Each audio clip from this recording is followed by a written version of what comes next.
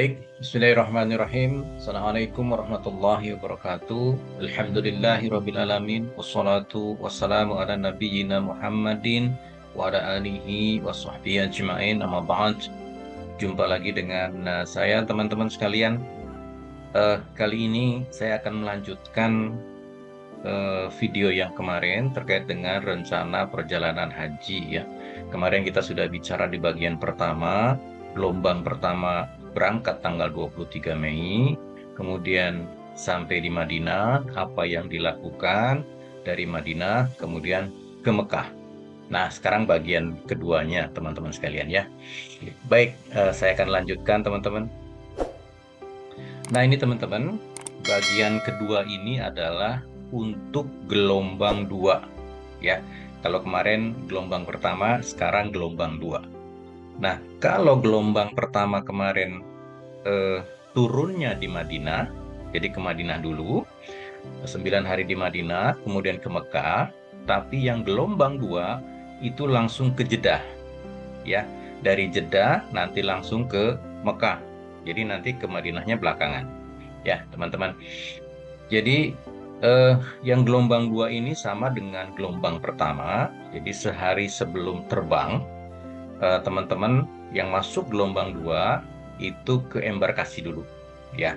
Apa yang diperoleh di embarkasi kemarin sudah saya ceritakan, salah satunya adalah nanti ada pemeriksaan kesehatan, ada menerima gelang haji, menerima living cost, menerima paspor, kemudian ada pemeriksaan penimbangan koper, kemudian ada pembagian perlengkapan, dan satu hal yang penting, aktivasi kuota luar negeri atau yang roaming ya teman-teman ya.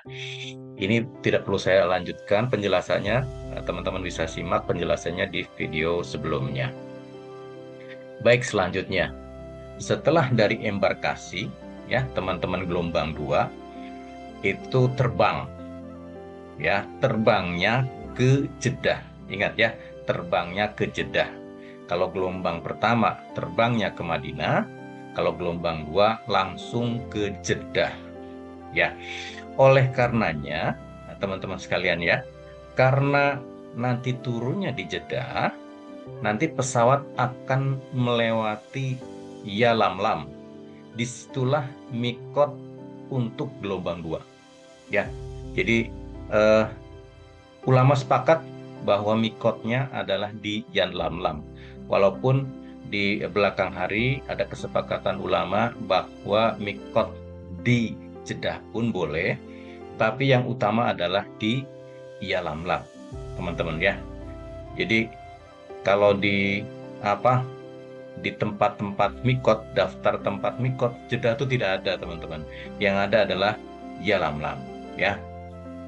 Jadi karena mikotnya di Yalamlam, artinya di atas pesawat, teman-teman dianjurkan ya sudah mengenakan ihram ketika naik pesawat atau mengenakan kain ihramnya di embarkasi. Nah, sejak dari embarkasi. Jadi keluar dari embarkasi, nanti naik bis ke airport itu sudah mengenakan ihram ya, supaya teman-teman tidak repot ya. Selambat-lambatnya mengenakan ihram adalah ketika di ruang tunggu akan terbang ke Jeddah. Di ruang tunggu di Indonesia ya, kalau yang di Jakarta adalah di Bandara Soekarno-Hatta. Di situ ada musola di tempat tunggunya. Itu agak besar musolanya, silahkan dipakai di situ. Itu selambat-lambatnya ya. Jadi sebelum naik pesawat sudah mengenakan kain ihram ya. Nanti niatnya ketika pesawat ada di atas Yalamlam ya. Baik, Pak, kenapa sih harus pakai ihram sebelum naik pesawat? Ya, kalau di atas pesawat susah pakai ihramnya, teman-teman ya. Pesawat itu sempit gangnya itu kan. Sama aja sama bis juga kan sempit ya. Kalau pakai ihram kan harus buka baju segala macam, pakai kain ihram yang panjang itu kan, dan WC-nya juga sempit, teman-teman. Itu agak menyulitkan nanti teman-teman kalau mengenakan ihramnya di atas pesawat ya. Itu pertama. Yang kedua, waktu transit di Bandara Jeddah itu tidak lama, teman-teman. Hanya 30 menit. Jadi teman-teman turun, istirahat sejenak, langsung naik bis, langsung ke Mekah. Ya, jadi nggak ada tuh acara-acara ganti-ganti baju ihram. Ya, nanti teman-teman ditinggal nanti ya. Jadi tidak lama. Kenapa Pak kok cuma sebentar? Karena pesawat berdatangan, ya, bukan hanya dari Indonesia, dari seluruh dunia masuk ke Jeddah, ya pesawatnya, ya. Jadi antrian harus cepat. Ya, kalau nggak cepat nanti kedorong sama teman-teman lain yang baru datang gitu ya. Jadi teman-teman persiapkan diri sebelum naik pesawat sudah mengenakan kain ihram. Ya, untuk yang laki-laki, kalau yang perempuan kan kain ihramnya apa aja bebas ya, bebas ya. Baik. Kemudian Pak, gimana caranya tahu kita di atas ya lam-lam kan kita di pesawat nggak kelihatan apa-apa. Nah, nanti ada informasi dari pilot pesawat ya. Pilotnya juga bisa bahasa Indonesia. Ada pengumuman nanti. Ada pengumuman bahwa 15 menit lagi kita akan melalui Yalamlam gitu kan. Kemudian selain dari pilot, nanti ada pemberitahuan dari awak kabin. Ya, Bapak-bapak, Ibu-ibu, sebentar lagi kita akan melintasi Yalamlam. Dan ada lagi nanti pemberitahuan dari pembimbing haji. Ya, satu kloter, satu pesawat itu kan ada pembimbingnya tuh. Nah, pembimbing itulah nanti yang berkewajiban memberitahu teman-teman sekalian bahwa posisi sudah di atas Yalamlah. Ya, nanti yang pembimbing haji, yang dari pemerintah itu, beliau akan jalan tuh dari depan sampai ke belakang. Bapak-bapak siap ya, 15 menit lagi kita akan ada di Yalamlam untuk niat umroh. Ya, jadi teman-teman nggak usah takut ya, pasti dikasih tahu. Ya, pasti dikasih tahu.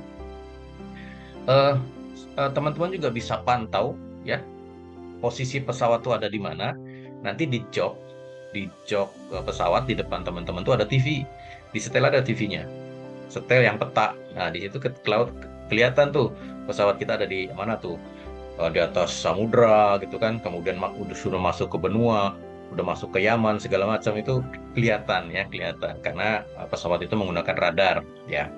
Tapi supaya nggak repot, teman-teman tunggu saja pemberitahuan dari pilot, dari awak kabin, atau dari pembimbing haji yang ikut beserta rombongan ada di situ. Ya, beliau berkewajiban membimbing, memberitahu teman-teman. Ya. Kemudian setelah pas di atas yang lam, mengucapkan niat umroh, kemudian setelah itu perbanyak membaca talbiyah.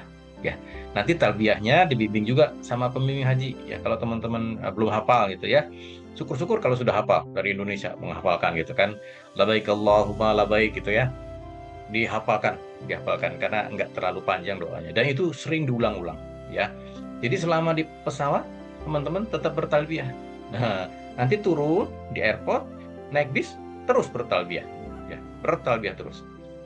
Sampai kapan Pak talbiyahnya? Sampai nanti akan melaksanakan tawaf, ya, akan masuk Masjidil Haram, baru berhenti itu nanti talbiyahnya. Soalnya kalau masuk Masjidil Haram masih bertalbiyah, kan banyak yang orang sholat di situ tuh nanti mengganggu. Jadi sebelum masuk ke Masjidil Haram sudah berhenti talbiyahnya. Siap-siap kita mau ke tawaf di mengelilingi Ka'bah ya. Jadi itu. Jadi teman-teman nggak usah khawatir. Nanti ada yang membimbing, ada yang memberitahu bahwa posisi pesawat ada di atas Yalamlam. Ya, pilot memberitahu, kemudian awak kabin juga, dan pembimbing haji. Ya, baik. Selanjutnya teman-teman. Nah ini teman-teman, ini saya ambil dari Kementerian Agama, berita ya. Jemaah haji gelombang kedua diimbau pakai ihram sejak di embarkasi. Nah, ini himbauan dari Kementerian Agama, teman-teman ya. Ya, bukan kata saya. Ini berita saya ambil dari websitenya Kementerian Agama. Nah, jadi ini gambarnya adalah di Bandara King Abdul Aziz di Jeddah ya. Jemaah sudah turun, sudah mengenakan kain ihram ya. Jadi sangat dianjurkan, dihimbau mengenakan kain ihramnya sejak di embarkasi. Baik ya teman-teman ya, jangan lupa ya. Nanti kain ihramnya jangan ditaruh di koper besar, taruh di koper kecil, di koper kabin gitu ya. Nanti kalau di koper besar, teman-teman repot nanti Gimana mau pakai ihromnya masuk koper besar, nanti ketemunya di hotel ya. Begitu, jangan salah. Baik, selanjutnya. Nah, ini teman-teman, ini adalah Yalamlam. Ya, Yalamlam. Kita tidak pernah tahu atau tidak pernah mengunjungi ke sini ya teman-teman ya. Ini posisinya ada di sebelah selatan Taif. Jadi Taif masih agak jauh lagi ya, masih agak jauh lagi. Dan kemarin-kemarin kalau city tour hanya ke Taif, tidak pernah ke Yalamlam karena posisinya memang agak jauh ya teman-teman ya. Kemudian ini pesawatnya kemarin saya sudah ceritakan, dan di atas pesawat kita jamaah haji gelombang kedua sudah menggunakan kain ihram. Ya, baik, selanjutnya. Nah, setelah dari Jeddah, landing, turun, ya, teman-teman nanti langsung ke Mekah, ya, menggunakan bis, ya. Itu di bandaranya maksimum 30 menit, teman-teman. Ya, karena nanti berdatangan tuh jemaah dari seluruh dunia ya, bukan hanya Indonesia, masuk semua ke Jeddah gitu ya. Jadi teman-teman jangan lambat-lambat gitu ya, harus gerak cepat. Nanti sama petugas di sana juga suruh cepat naik, kemudian naik bis langsung jalan gitu kan. Nah, nanti setelah teman-teman naik bis, kemudian ke Mekah, langsung ke hotel ya, dari bandara langsung ke hotel. Nah, di hotel itulah nanti teman-teman ketemu sama tas besarnya, tas bagasinya, ya, semua perlengkapan yang ada yang teman-teman bawa, itu nanti ketemunya di hotel di Mekah. Kalau gelombang 1 ketemunya di hotel di Madinah, kalau gelombang 2 di Mekah, ya, di situ nanti ketemunya. Tapi hati-hati teman-teman sekalian, ya, ketika sudah ketemu koper, jangan dulu beres-beres, ya, jangan dulu dibuka, pasang ini, pasang itu, jangan. Nanti lupa ihromnya dilepas pakai baju, nah nanti batal itu, ya, batal nanti umrohnya ya. Jadi kalau ada koper, simpan dulu di tempatnya, kumpulkan, beres, istirahat sebentar, makan minum. Setelah itu langsung ke Masjidil Haram untuk melaksanakan tawaf, sa'i, dan tahallul, ya, supaya umrohnya selesai gitu ya. Jadi kalau leha-leha dulu, tiduran dulu, wah nanti bahaya itu ya, bahaya nanti. Karena kalau sudah mengenakan ihram banyak larangan-larangan di situ ya teman-teman. Kalau melanggar larangan, teman-teman nanti bisa kena dam. Ya, hati-hati teman-teman ya. Selain kena dam, kalau ihramnya dicopot, terus teman-teman pakai baju, itu batal. Ya, nggak bisa lagi umroh itu, nggak bisa gitu. Ya, baik.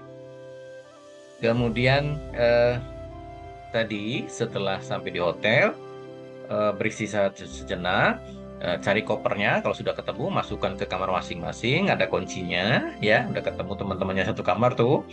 Nanti teman-teman siap-siap langsung ke Masjidil Haram. Biasanya langsung sama pembimbing haji itu diberitahu, siap-siap bapak-bapak, ibu-ibu, kita langsung ke Masjidil Haram untuk melaksanakan tawaf, sa'i, dan tahallul, ya, gitu. Kalau teman-teman KBIH biasanya nanti ada komandonya dari mutawif. Nah, mutawif itu nanti mulainya dari situ, dari hotel, ketika teman-teman sampai di hotel di Mekah. Ada mutawif di situ nantinya ya. Kalau gelombang 1 ketemu mutawif di Madinah. Ya, nanti di Mekah juga mutawif ikut ya. Tapi kalau gelombang 2 ketemu mutawif nanti di Mekah di hotel.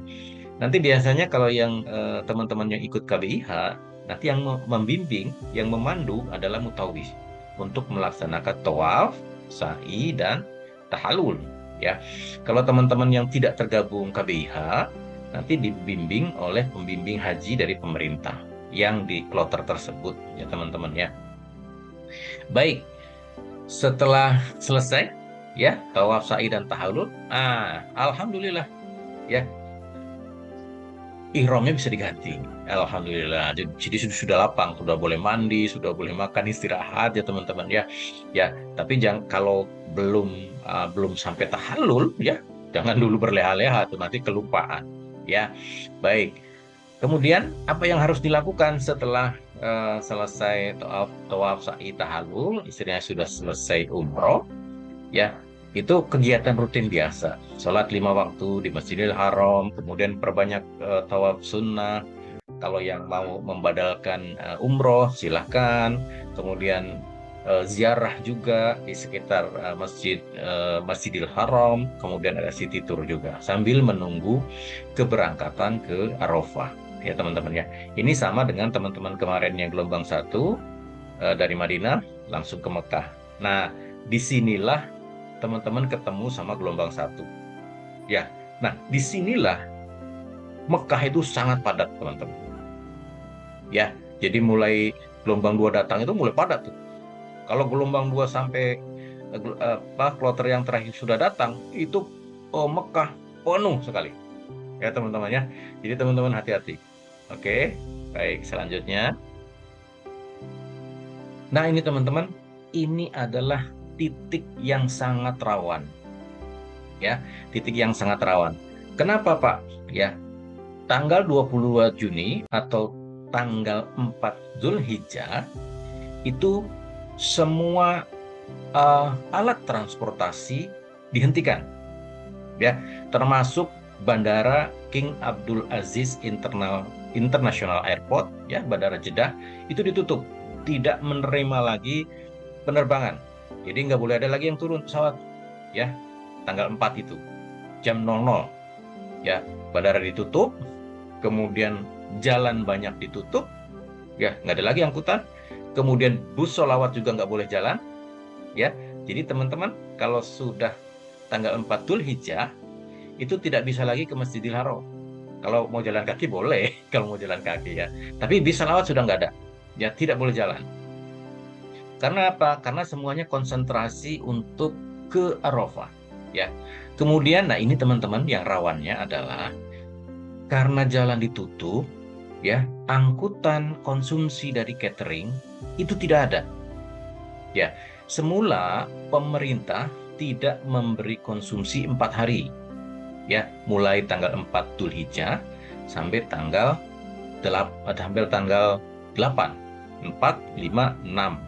Sampai tanggal 7, 8 ya. Ya 4 hari ya. 4 hari sampai tanggal 7. Nanti tanggal 8-nya kan nanti ke Arafah ya. Itu teman-teman ini hati-hati ya.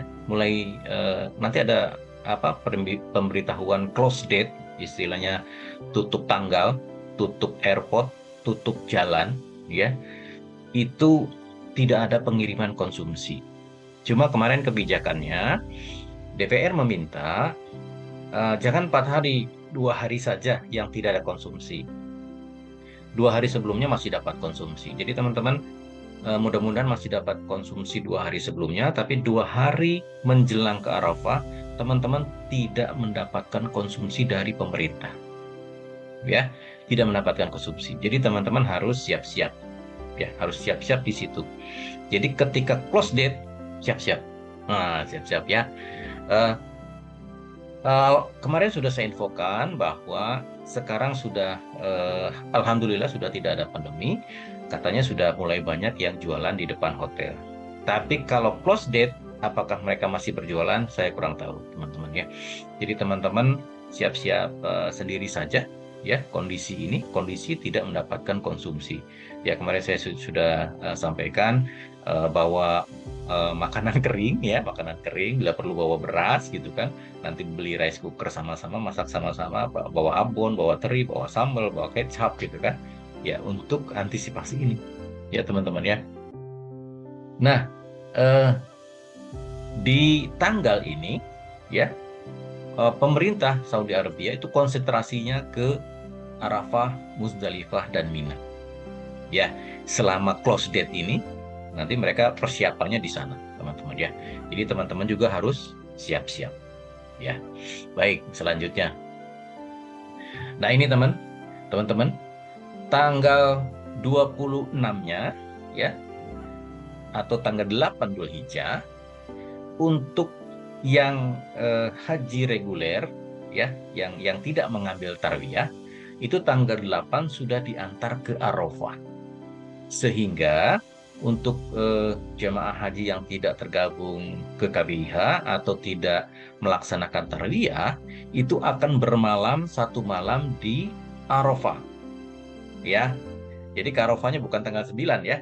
Tanggal 8-nya sudah itu sudah diantarkan sama bis, pakai bis tuh ya. Karena bisnya banyak, nanti jamaahnya banyak, gak bisa kalau tanggal 9 sekaligus, gak bisa. Nanti bisa kelewatan jadwalnya ya. Mulai tanggal 8 ada yang berangkat pagi, ada yang siang, ada yang malam gitu kan. Itu beruntun ya. Karena bisnya itu aja, gantian gitu ya, gantian. Jadi teman-teman, mulai tanggal 8 ketika akan berangkat ke Arafah itu harus disiapkan eh, apa perbekalannya nanti selama di Arafah ya. Arafah, Muzdalifah dan Mina ya.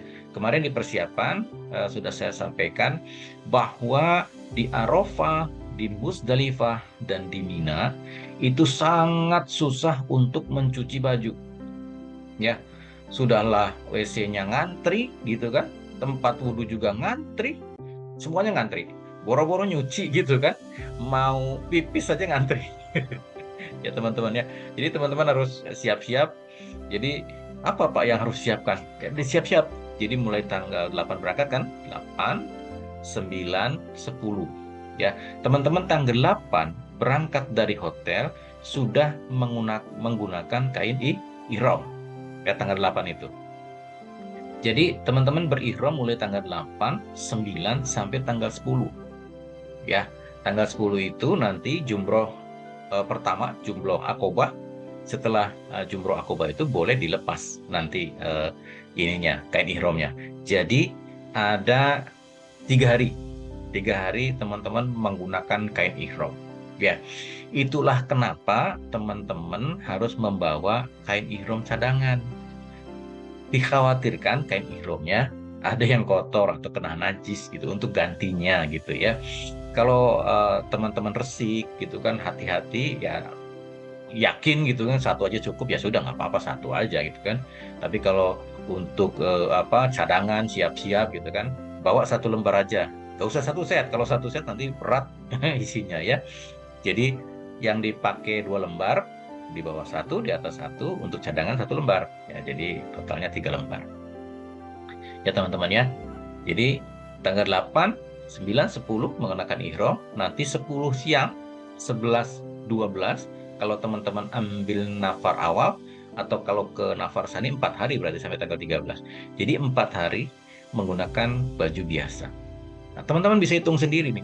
4 hari itu bajunya berapa biji gitu kan, yang biasa teman-teman gitu kan.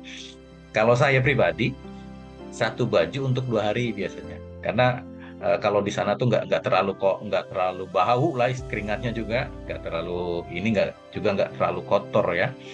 2 hari. Tapi kalau yang orangnya resikan, nggak mau kotor sedikit, tiap hari ganti ya, bawa berarti 4 setel baju. Kalau saya cukup bawa 2 gitu kan, sama dalemannya, sama kaos gitu kan. Teman-teman kalau yang biasa pakai sarung, bawa sarung gitu kan. Kalau saya nggak, agak repot kalau pakai sarung. Saya biasanya pakai gamis yang setel ya. Di awal kemarin saya sudah sampaikan, pakai gamis tapi jangan yang terusan. Kalau yang terusan tuh repot kalau teman-teman melangkah gitu kan, karena agak ribet. Kalau saya sukanya gamis yang setelan. Jadi ada baju, ada celana gitu. Jadi simple gitu, simple. Dan langkahnya juga langkahnya juga tidak terhambat. Karena apa? Karena nanti teman-teman harus ke Jamarot. Ya, Jamarot itu 4 kilo kemarin saya sampaikan ya. Bolak-balik 8 kilo. Lo bayangkan kalau jalannya ribet, ya melangkah aja udah capek, ditambah ribet-ribet gitu. Iya gitu ya. Supaya nggak ribet, pakai yang model celana. Itu cuma saran saya, pengalaman. Baik teman-teman ya. Itu jadi teman-teman yang tidak ikut tarwiyah berangkat tanggal 8, bermalam 1 malam di Arafah. Tapi yang ikut tarwiyah itu tidak ke Arafah tapi ke Mina dulu. Ya. Jadi bermalam di Minanya 2 malam. Jadi berangkatnya tanggal 7 ya. 7 malam menginap, nanti tanggal 8-nya masih ada di Mina. Nanti bermalam lagi di Mina tuh. Nanti ke Arafahnya pagi. Ya, tanggal 9 pagi. Ya, itu bedanya. Bedanya yang ikut tarwiyah dan tidak ikut tarwiyah. Kalau tidak ikut tarwiyah, langsung ke Arafah tanggal 8, bermalamnya di Arafah. Tapi kalau yang ikut tarwiyah, berangkatnya tanggal 7, bermalam 2 malam di Mina. Jadi tanggal 9 pagi baru ke Arafah. Itu bedanya. Ya, teman-teman. Baik, selanjutnya. Nah, ini teman-teman, apa yang dilakukan di Arafah? Arafah adalah haji. Jadi kalau jamaah haji tidak ke Arafah itu tidak berhaji. Ya, wukuf. Ya. Kalau di Arafah itu waktunya wukuf, ya. Kalau yang di luar Arafah, ya, yang di Indonesia, di seluruh dunia, itu ada puasa sunnah, ya, puasa Arafah, ya, puasa wukuf, ya. Kalau yang di Arafahnya wukuf, kalau yang di luar Arafah ada puasa sunnah, ya teman-teman. Nah, wukuf ini waktunya adalah mulai zuhur sampai maghrib, ya, mulai teng azan zuhur sampai teng maghrib, ya. Jadi zuhur sampai maghrib tuh harus ada di Arafah. Kalau sebelum maghrib jangan bergerak dulu, gitu ya, jangan bergerak dulu, harus sampai maghrib, gitu ya, karena manasiknya seperti itu, teman-teman ya. Jadi ketika kalau yang gelombang 1 kan sudah ada di Arafah tuh, udah bermalam tuh, udah nginap di tenda, nggak masalah lah ya. Tapi yang ikut tarbiyah kan berangkatnya pagi itu, biasanya jam 9 atau jam 10, diantar pakai bus dari Mina ke Arafah. Sampai ke Arafahnya nggak terlalu jauh, paling setengah jam gitu kan. Nah, sebelum zuhur sudah ada di Arafah, gitu ya. Nanti jamaah yang ikut tarwiyah dan tidak ikut tarwiyah itu ketemu nanti. Ya, sebelum zuhur itu di satu tenda. Ya, satu tenda itu isinya 1 kloter. Ya, jadi satu tenda itu 400 orang, laki-laki perempuannya sama di situ. Ya, tapi nanti ada batas ya teman-teman ya, ada batas. Apa yang dilakukan selama wukuf? Pertama adalah sholat zuhur dan asar di jama qashar. Ya, sunnahnya seperti itu. Ya, sholat zuhur dan asar di jama qashar. Kalau memungkinkan, kalau tendanya dekat dengan Masjid Namiroh, diutamakan sholatnya di Masjid Namiroh, ya, yang ada di Arafah. Itu sunnahnya.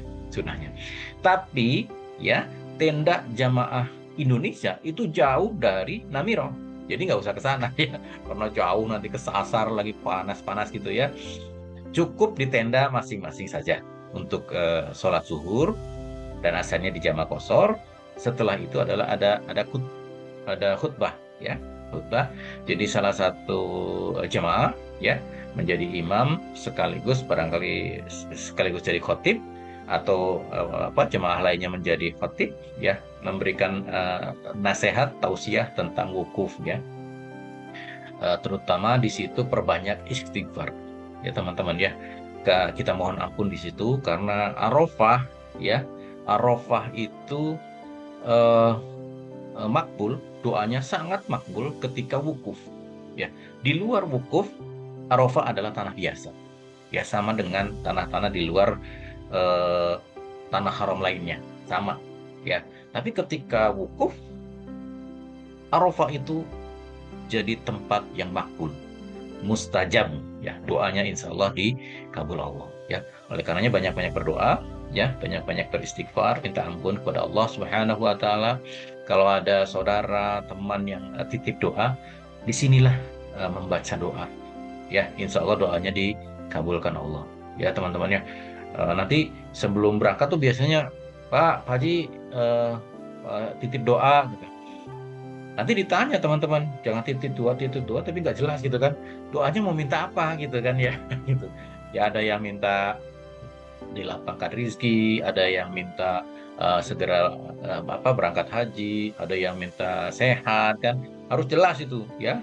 Harus jelas. Kalau nggak jelas nanti pakai doa sapu jagat, Rabbana atina fid dunya hasanah gitu kan. Kalau nggak jelas gitu. Tapi kalau jelas, nanti teman-teman dicatat doanya satu-satu ya. Untuk si fulan atas nama bin si fulan, ya Allah, saudara kami sedang sakit, sembuhkan ya Allah. Jadi kan langsung tuh doanya tertuju kepada yang bersangkutan. Tapi kalau doanya nggak jelas, oh Pak doakan saya ya. Ya doanya apa nggak tahu kan gitu ya, keperluannya apa gitu, hajatnya apa kita nggak tahu. Tapi kalau hajatnya tahu, misalkan ada yang sakit minta didoakan, ada yang ingin kerja minta didoakan, ingin apa yang sedang ujian minta didoakan, itu fokus, insya Allah nanti dikabul Allah. Ya teman-teman sekalian ya. Jadi kalau ada yang nitip doa, dicatat ya teman-teman ya. Jangan, oh jangan-jangan nanti saya sibuk, gak, jangan itu. Ditulis saja ditulis ya. Karena waktunya panjang teman-teman ya. Dari mulai zuhur sampai maghrib ya, 6 jam teman-teman di situ. Ya, kalau bengong terus kan repot juga. Kalau banyak yang nitip kan kita baca doanya satu-satu. Ya, itu teman-teman. Dan buku doa yang diberikan oleh Kementerian Agama dibawa ya, dibawa untuk panduan teman-teman baca doa ya. Karena di situ banyak doanya ya. Atau teman-teman punya doa khusus boleh juga ya. Baik. Selanjutnya, ini teman-teman sedikit gambaran terkait dengan Arafah ya. Ini di atas tenda Arafah itu semuanya sama putih ya. Jadi kalau teman-teman yang mau ke kamar kecil ya, jangan sendirian.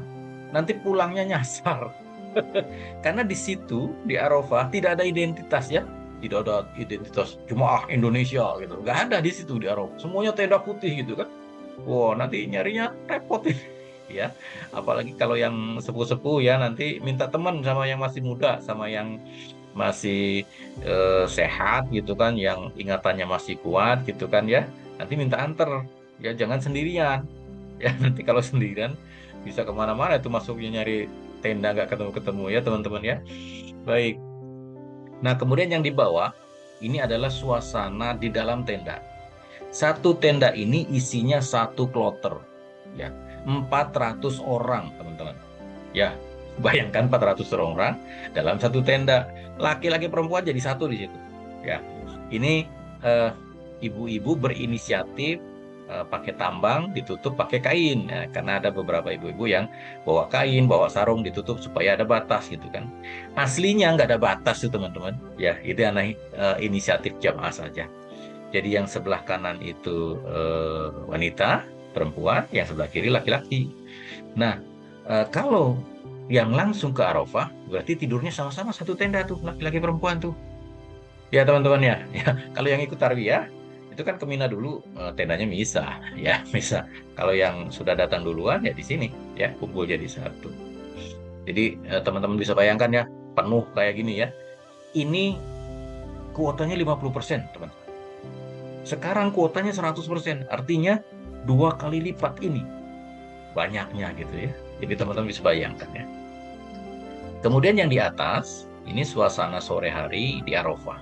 Ketika matahari mau tenggelam ya, sekitar jam 5 sore, jam 5 sore waktu Saudi Arabia. Itu ya, indah sekali ya. Ini ada pohon-pohon. Pohon-pohon ini dinamakan pohon Soekarno, teman-teman. Karena Presiden Soekarno waktu itu yang membawa bibit pohon ini untuk ditanam di Arafah. Dan hanya pohon ini yang bisa tumbuh dengan baik sampai sekarang. Ya, sekarang pemerintah Saudi Arabia sudah mulai menghijaukan Arafah dengan pohon ini. Ya, ya walaupun hijau nggak sehijau di Indonesia gitu kan, karena pohon ini kan daunnya kecil-kecil teman-teman ya, teman-teman daunnya kecil-kecil. Ini namanya pohon Soekarno. Ya, Soekarno Presiden Republik Indonesia yang pertama, ya presiden kita. Kemudian yang di bawah ini ketutupan sama saya, ini adalah kamar kecilnya ya teman-teman ya. Kamar kecilnya banyak, tapi orangnya lebih banyak. Jadi nanti ngantri teman-teman ya. Jadi hati-hati nanti di sini juga antri ya, antri. Yang paling panjang antrinya itu nanti ketika di Mina. Ya teman-teman ya, di Mina. Kalau di sini antri juga, tapi tidak sepanjang di Mina. Karena di Arafah waktunya kan sebentar ya, jam 6 sampai jam 12 siang sampai jam 6 ya, ya sampai maghrib ya. Baik. Jadi teman-teman, Mas mulai wukuf itu adalah pas sholat zuhur sampai dengan maghrib. Sebelum maghrib jangan meninggalkan Arafah. Ya, sunnahnya seperti itu. Ya, itu teman-teman ya. Ini gambaran Arafahnya seperti itu. Jadi untuk teman-teman yang sudah sepuh, kemudian daya ingatnya agak kurang gitu kan. Kalau kemana-mana jangan sendiri, minta antar ya. Nanti bisa nyasar-nyasar kemana-mana gitu ya. Baik, baik itu teman-teman, itu bagian kedua ya, sambungan dari yang kemarin. Jadi gelombang satu sudah ke Madinah kemudian ke Mekah, gelombang dua langsung ke Mekah, ketemulah gelombang satu sama gelombang dua. Kemudian siap-siap ke Arafah, kemudian tanggal 8 kalau yang tidak ikut tarwiyah tanggal 8 langsung diantar ke Arafah, sementara yang ikut tarwiyah tanggal 7 sudah berangkat langsung ke Mina. Ya, kondisi Arafah seperti itu teman-teman. Ya, ke depan nanti akan saya ceritakan lagi setelah di Arafah berarti kita ke Muzdalifah dan ke Mina. Nah, nanti yang beratnya adalah di Mina, teman-teman. Karena di Mina itu nanti teman-teman lempar jumroh atau harus ke Jamarot. Ya, yang jauhnya agak lumayan. Kemarin saya ceritakan ada 4 kilo sekali jalan, pulang pergi sekitar 8 kilo. Ya, oke. Itu teman-teman, nanti ke depan saya ceritakan lagi bagian ketiga terkait dengan Muzdalifah dan Mina. Baik, untuk saat ini itu yang bisa saya sampaikan. Terima kasih atas perhatian, mohon maaf atas segala kekurangan. Assalamualaikum warahmatullahi wabarakatuh.